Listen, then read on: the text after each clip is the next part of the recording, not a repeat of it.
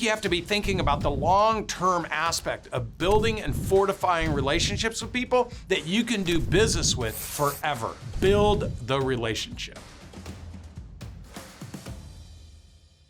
Hey everybody, welcome back. Today I'm going to be talking about how I have a home in every single city in this country and in most countries around the world. Now you may be asking, how can I afford a home in every city in the United States or outside of the United States? You heard it right. I have a place to stay where I have a bedroom, I have food, I have a bathroom, I have a washer and dryer anywhere in the United States and literally around the world. And I don't have to stay at a hotel. So you might be saying to yourself, now how can this guy have that many locations? How can he even afford to have that many locations? Well, the truth is, it's not about needing money. It's about your network. It's about who you know. It's about what you've done for other people in your lifetime that would make them want you to stay in their home. You see, throughout my lifetime, I've traveled the world. But I'll give you an example. I moved to Atlanta, Georgia when I was 19 and I became an outside sales rep for a device manufacturer company. And I used to go from city to city to city to call on doctors to talk to them about ordering our devices. Well, over a period of time, I built so many great relationships that I wouldn't stay at hotels. I would go to the houses of my clients. They would feed me. They would allow me to stay in their homes with them. I built long-term lasting relationships. Now think about it. I'm 55 years old. That's 35 years ago, and I can still go to many of those people's homes. Why? Because I built relationships with them. And they introduced me to other people that they had a relationship with. So when I would go into town, they would actually call and say, hey, I have a good friend of mine coming to town. You should go to dinner with him. I think he can help you with his business, or he could do business with you. See, that's exactly what building a network is. It's having other people who are willing to extend their relationships to you because of what you did for them. Now, when I used to go sell devices and I would go call on these business owners or these doctors, I would go through the normal, here's what I do, here's how I do it. But I did it in a way where they ended up liking me as a person. Because the thing that was more important to me isn't if they bought from me, it's if they would buy from me in the future. So I was focused on fortifying and building relationships with people. So sometimes I would come see them 2 or 3 or 4 or 5 times without even asking for a sale. But you know what's amazing is the sales would accidentally happen.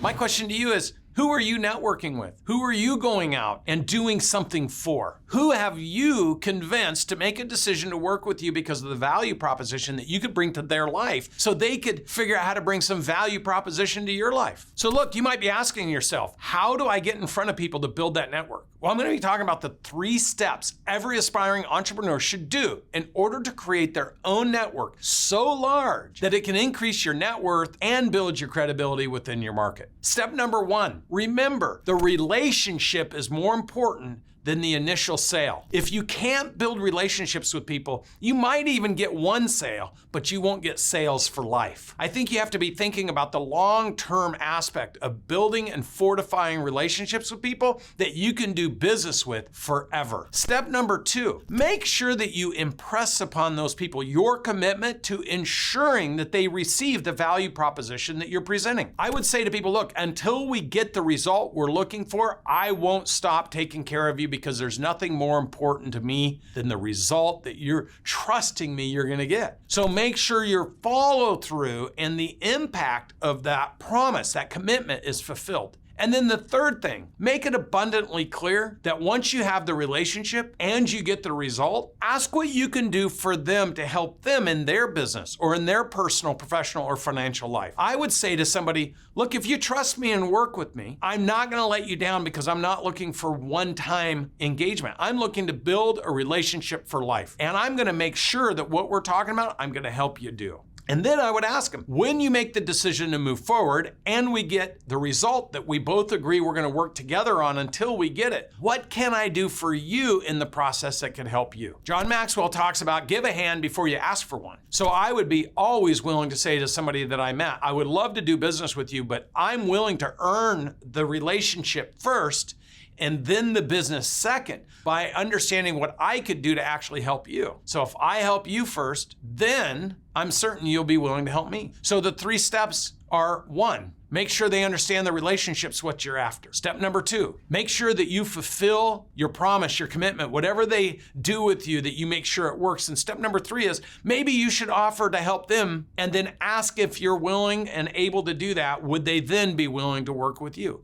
Build the relationship. Just remember, you have to build a network first before you build your net worth. Everything that came to me in my life because of people who helped me succeed. That's far greater of importance than the thing you're doing right now. For more successful tips on how to become a millionaire, subscribe below.